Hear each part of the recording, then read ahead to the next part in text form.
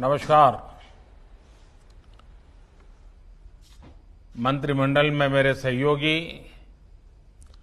श्रीमान रमेश पोखरियाल निशंक जी, श्रीमान संजय धोत्रे जी, national education policy, राष्ट्रीय शिक्षा नीति में बहुत महत्वपूर्ण भूमिका निभाने वाले देश के जाने माने वैज्ञानिक डॉक्टर कस्तूरीरंगन जी और उनकी टीम, इस सम्मेलन में भाग ले रहे वाइस चांसलर्स, अन्य सभी शिक्षाविद, सभी महानुभाव, आप सभी का बहुत बहुत अभिनंदन। नेशनल एजुकेशन पॉलिसी, राष्ट्रीय शिक्षा नीति के संदर्भ में आज का ये इवेंट बहुत ही महत्वपूर्ण है। इस कॉन्क्लेव से भारत के एजुकेशन वर्ल्ड को नेशनल एजुकेशन पॉलिसी, राष्ट्रीय शिक्षा नीति के विभिन्न पहलुओं के बारे में विस्तृत जानकारी मिलेगी।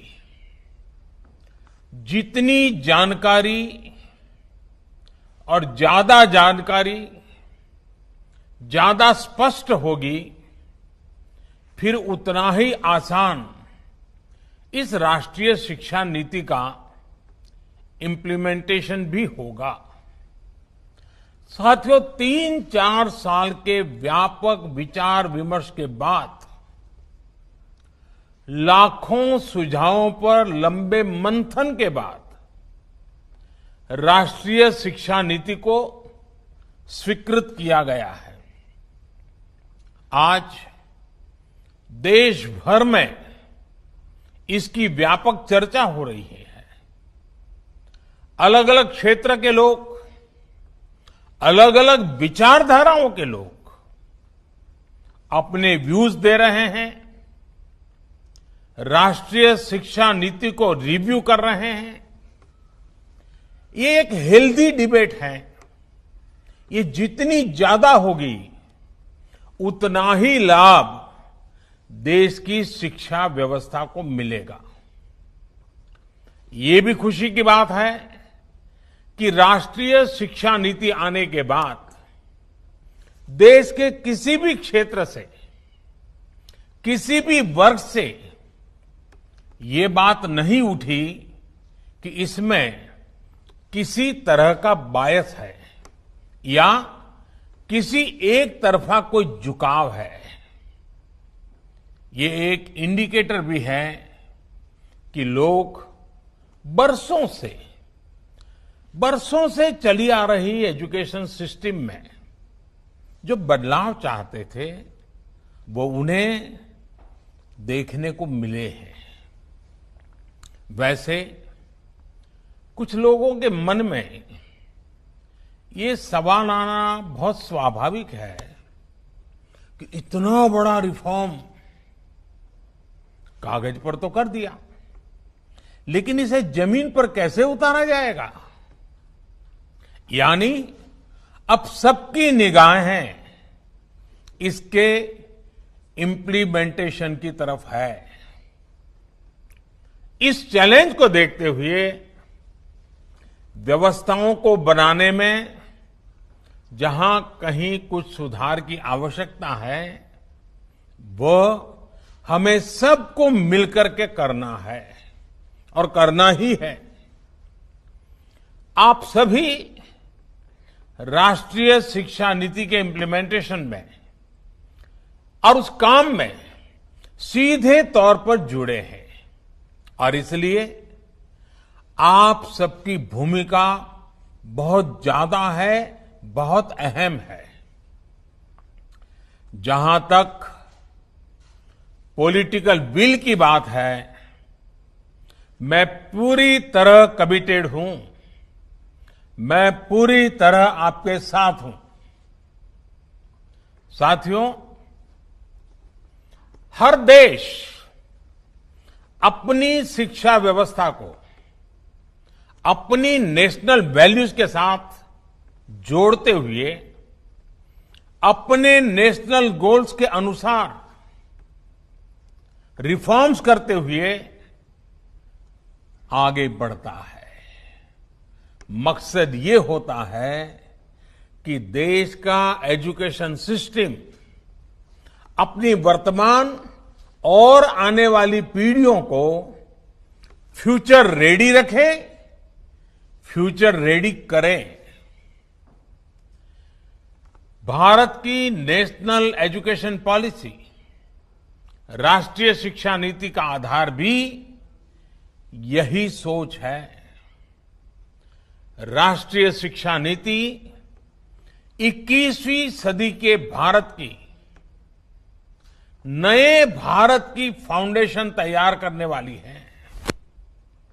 21वीं सदी के भारत को हमारे युवाओं और हमारे युवाओं को जिस तरह की एजुकेशन की जरूरत है, जैसी स्किल्स चाहिए, राष्ट्रीय शिक्षा नीति पर इन बातों पर विशेष फोकस है। भारत को ताकतवर बनाने के लिए, विकास की नई ऊंचाई पर पहुंचाने के लिए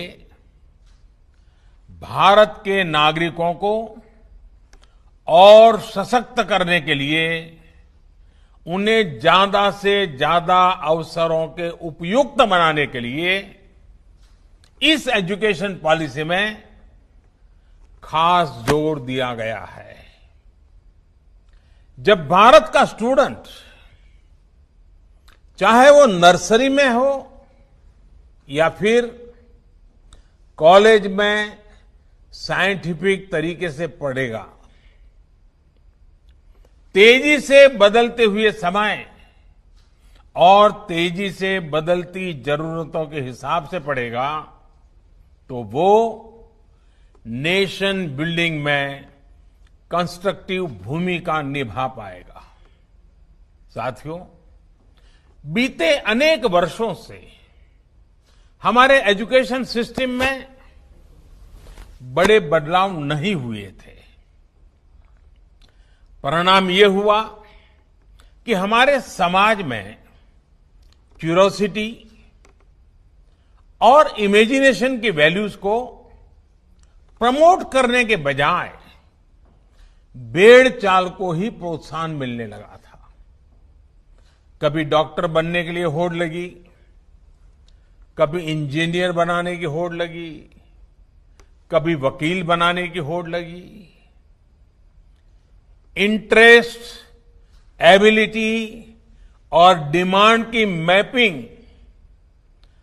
किए बिना होड़ लगाने की प्रवृत्ति से एजुकेशन को बाहर निकालना जरूरी था।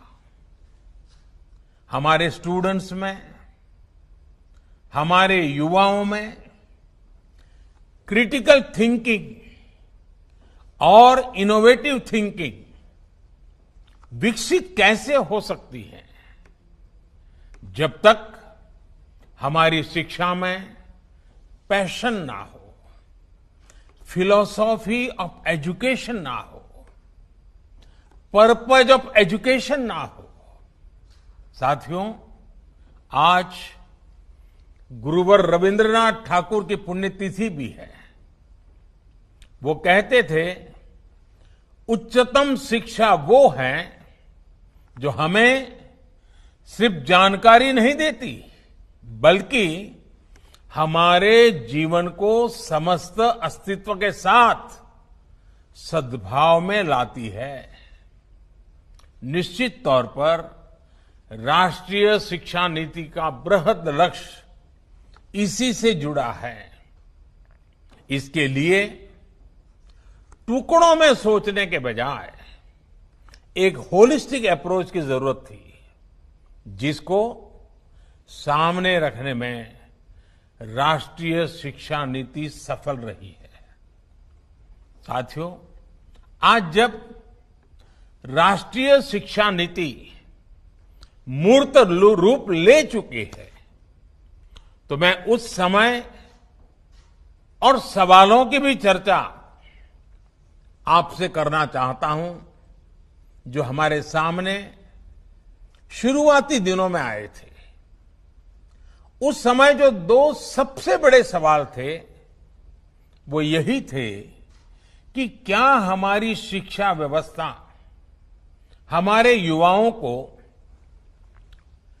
क्रिएटिव, क्यूरियोसिटी और कमिटमेंट ड्रिवन लाइफ के लिए मोटिवेट करती है। आप लोग इस क्षेत्र में इतने वर्षों से हैं, आपने अपना जीवन शिक्षा के लिए खपा दिया है, समर्पित किया है। आप लोग इसका जवाब बेहतर जानते हैं। साथियों, हमारे सामने दूसरा सवाल था कि क्या हमारी शिक्षा व्यवस्था हमारे युवाओं को एम्पावर करती है, देश में एक एम्पावर्ड सोसाइटी के निर्माण में मदद करती है। आप सब इन सवालों से भी परिचित हैं और जवाबों से भी भली भांति परिचित है। साथियों, आज मुझे संतोष है कि भारत की नेशनल एजुकेशन पॉलिसी, राष्ट्रीय शिक्षा नीति को बनाते समय इन सवालों पर गंभीरता से काम किया गया। साथियों, बदलते समय के साथ एक नई विश्व व्यवस्था, एक नए रंग रूप और व्यवस्थाओं में बदलाव, एक नई विश्व व्यवस्था खड़ी हो रही है। एक नया ग्लोबल स्टैंडर्ड भी तय हो रहा है। इसके हिसाब से भारत का एजुकेशन सिस्टम खुद में बदलाव करे, ये भी किया जाना बहुत जरूरी था। स्कूल करिकुलम के 10+2 स्ट्रक्चर से आगे बढ़कर अब 5+3+3+4 करिकुलम का स्ट्रक्चर देना इसी दिशा में एक कदम है।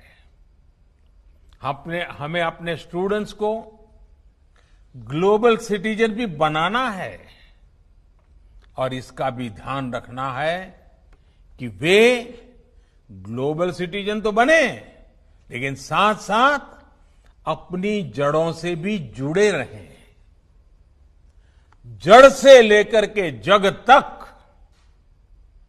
मनुष्य से मानवता तक, अतीत से आधुनिकता तक सभी बिंदुओं का समावेश करते हुए इस राष्ट्रीय शिक्षा नीति का स्वरूप तय किया गया है।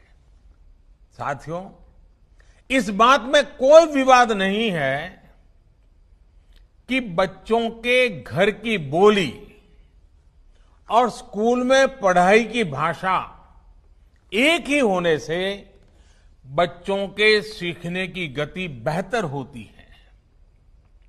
ये एक बहुत बड़ी वजह है जिसकी वजह से जहां तक संभव हो 5th क्लास तक बच्चों को उनकी मातृभाषा में ही पढ़ाने पर सहमति दी गई है।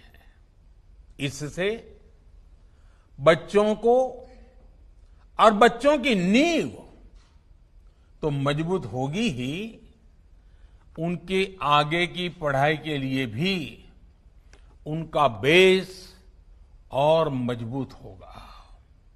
साथियों, अभी तक जो हमारी शिक्षा व्यवस्था है उसमें व्हाट टू थिंक, मैं बहुत जिम्मेवारी से बोल रहा हूं, व्हाट टू थिंक पर फोकस रहा है, जबकि इस शिक्षा नीति में हाउ टू थिंक उस पर बल दिया जा रहा है। ये मैं इसलिए कह रहा हूं कि आज जिस दौर में हम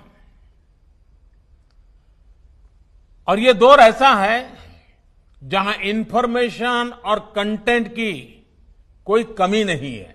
एक प्रकार से बाढ़ आई हुई है। हर प्रकार की जानकारी आपके मोबाइल फोन पर अवेलेबल है। जरूरी ये है कि कौन सी जानकारी हासिल करनी है, क्या पढ़ना है। इस बात को ध्यान में रखकर ही राष्ट्रीय शिक्षा नीति में प्रयास किया गया है कि जो पढ़ाई के लिए लंबा चौड़ा सिलेबस होता है, ढेर सारी किताबें होती हैं, उसकी अनिवार्यता को कम किया जाए। अब कोशिश ये है कि बच्चों को सीखने के लिए inquiry based, discovery based, discussion based और एनालिसिस बेस्ड तरीकों पर जोर दिया जाए।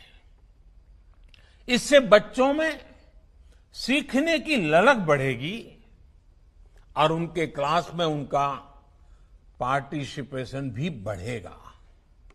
साथियों, हर विद्यार्थी को, स्टूडेंट को यह अवसर मिलना ही चाहिए कि वो अपने पैशन को फॉलो करे। वो अपनी सुविधा और जरूरत के हिसाब से किसी डिग्री या कोई कोर्स को फॉलो कर सके और अगर उसका मन करे तो वो छोड़ भी सके। अक्सर ऐसा होता है कि कोई कोर्स करने के बाद स्टूडेंट जब जॉब के लिए जाता है तो उसे पता चलता है कि जो उसने पढ़ा है वो जॉब की रिक्वायरमेंट को पूरा नहीं करता। कई स्टूडेंट को अलग अलग वजहों के से बीच में ही कोर्स छोड़कर जॉब करनी पड़ती है। ऐसे सभी स्टूडेंट्स की जरूरतों का ख्याल रखते हुए मल्टीपल एंट्री एग्जिट का ऑप्शन दिया गया है। अब स्टूडेंट वापस अपने कोर्स से जुड़कर अपनी जॉब रिक्वायरमेंट के हिसाब से ज्यादा इफेक्टिव तरीके से पढ़ाई कर सकता है, लर्न कर सकता है। इसका एक और एस्पेक्ट है, जब स्टूडेंट्स को यह भी स्वतंत्रता होगी कि अगर वो कोई कोर्स बीच में छोड़कर दूसरे कोर्स में प्रवेश लेना चाहे तो वो कर सकते हैं। इसके लिए वो पहले कोर्स से एक निश्चित समय तक ब्रेक ले सकते हैं और दूसरा कोर्स ज्वाइन कर सकते हैं। हायर एजुकेशन को स्ट्रीम से मुक्त करने, मल्टीपल एंट्री और एग्जिट क्रेडिट बैंक के पीछे यही एक बहुत लंबे दूर की सोच के साथ हम आगे आए हैं। हम उस एरा की तरफ बढ़ रहे हैं जहां कोई व्यक्ति जीवन भर किसी एक प्रोफेशन में ही नहीं टिका रहेगा। बदलाव निश्चित है, मान के चलिए, और इसके लिए उसे निरंतर खुद को रीस्किल और अपस्किल करते रहना ही होगा। नेशनल एजुकेशन पॉलिसी, राष्ट्रीय शिक्षा नीति में इसका भी बारीकी से ध्यान रखा गया है। साथियों, किसी भी देश के विकास में एक बड़ी भूमिका रहती है समाज के हर तबके की गरिमा, उसकी डिग्निटी। समाज का कोई व्यक्ति कोई भी काम करता हो, कोई निम्न नहीं होता है। हमें ये सोचना चाहिए कि भारत जैसे सांस्कृतिक से समृद्ध रहे देश में ये बुराई कहां से आई? ऊंच नीच का भाव, मेहनत मजदूरी करने वालों के प्रति हीन भाव, इस प्रकार की विकृति हमारे अंदर कैसे घर कर गई, इसकी एक बड़ी वजह रही है कि हमारी एजुकेशन का समाज के इस तबके के साथ एक डिस्कनेक्ट रहा। जब गांवों में जाएंगे, किसान को, श्रमिकों को, मजदूरों को काम करते देखेंगे, तभी तो उनके बारे में जान पाएंगे, उन्हें समझ पाएंगे वो कितना बड़ा योगदान कर रहे हैं। समाज की आवश्यकताओं की पूर्ति के लिए वो कैसे अपना जीवन खपा रहे हैं। उनके श्रम का सम्मान करना हमारी पीढ़ी को, वर्तमान को, भावी पीढ़ी को सीखना ही होगा। इसलिए राष्ट्रीय शिक्षा नीति में स्टूडेंट एजुकेशन और डिग्निटी ऑफ लेबर, उस पर भी बहुत ध्यान दिया गया है। साथियों, 21वीं सदी के भारत से पूरी दुनिया को बहुत अपेक्षाएं हैं। भारत का सामर्थ्य है कि वो टैलेंट और टेक्नोलॉजी का समाधान पूरी दुनिया को दे सकता है। हमारी इस जिम्मेदारी को भी हमारी एजुकेशन पॉलिसी एड्रेस करती है।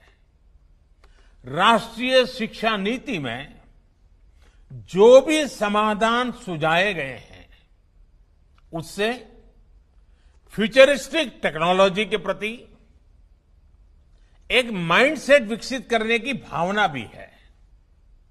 अब टेक्नोलॉजी ने हमें बहुत तेजी से, बहुत अच्छी तरह से, बहुत कम खर्च में समाज के आखिरी छोर पर खड़े स्टूडेंट तक पहुंचने का माध्यम दिया है। हमें इसका ज्यादा से ज्यादा उपयोग करना है। इस एजुकेशन पॉलिसी के माध्यम से टेक्नोलॉजी आधारित बेहतर कंटेंट और कोर्स के डेवलपमेंट में बहुत मदद मिलेगी। बेसिक कंप्यूटिंग पर बल हो, कोडिंग पर फोकस हो, या फिर रिसर्च पर ज्यादा जोर, ये सिर्फ एजुकेशन सिस्टम ही नहीं बल्कि पूरे समाज की अप्रोच को बदलने का माध्यम बन सकता है। वर्चुअल लैब जैसे कंसेप्ट ऐसे लाखों साथियों तक बेहतर शिक्षा के सपने को ले जाने वाला है, जो पहले से ही सब्जेक्ट्स पढ़ ही नहीं पाते थे, जिसमें लैब एक्सपेरिमेंट जरूरी हो। नेशनल एजुकेशन पॉलिसी, राष्ट्रीय शिक्षा नीति हमारे देश में रिसर्च और एजुकेशन के गैप को खत्म करने में भी अहम भूमिका निभाने वाली है। साथियों, जब इंस्टीट्यूशंस और इंफ्रास्ट्रक्चर में ये रिफॉर्म्स रिफ्लेक्ट होंगे, तभी राष्ट्रीय शिक्षा नीति को अधिक प्रभावी और त्वरित गति से इंप्लीमेंट किया जा सकेगा। आज समय की मांग है कि इनोवेशन और एडॉप्शन की जो वैल्यूज हम समाज में निर्मित करना चाहते हैं, वो खुद हमारे देश के इंस्टीट्यूशन से शुरू होनी चाहिए, और जिसका नेतृत्व आप सबके पास है।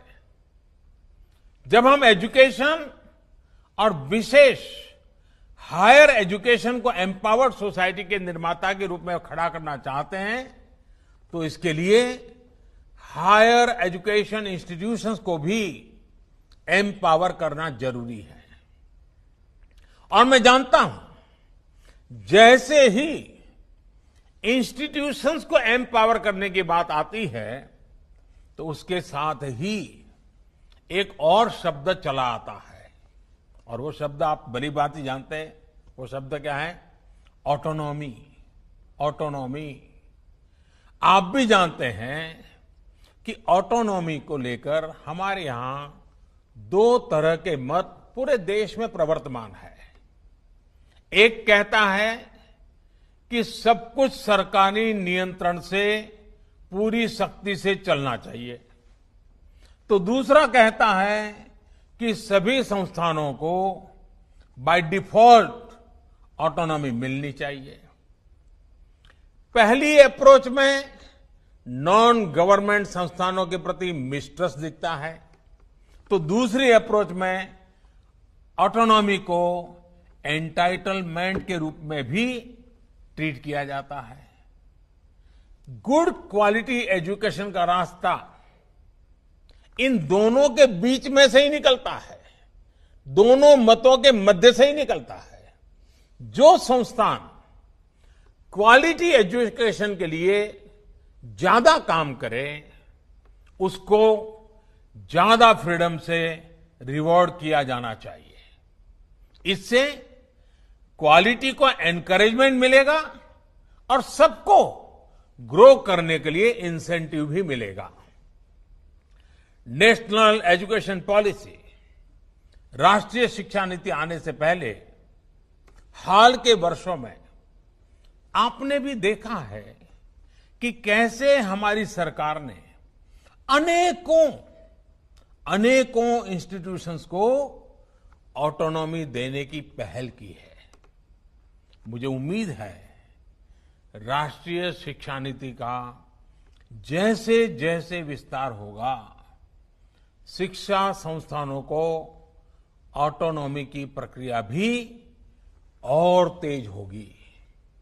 साथियों, देश के पूर्व राष्ट्रपति, महान वैज्ञानिक डॉक्टर एपीजे अब्दुल कलाम कहा करते थे, the purpose of education is to make good human beings with skill and expertise. Enlightened human beings can be created by teachers.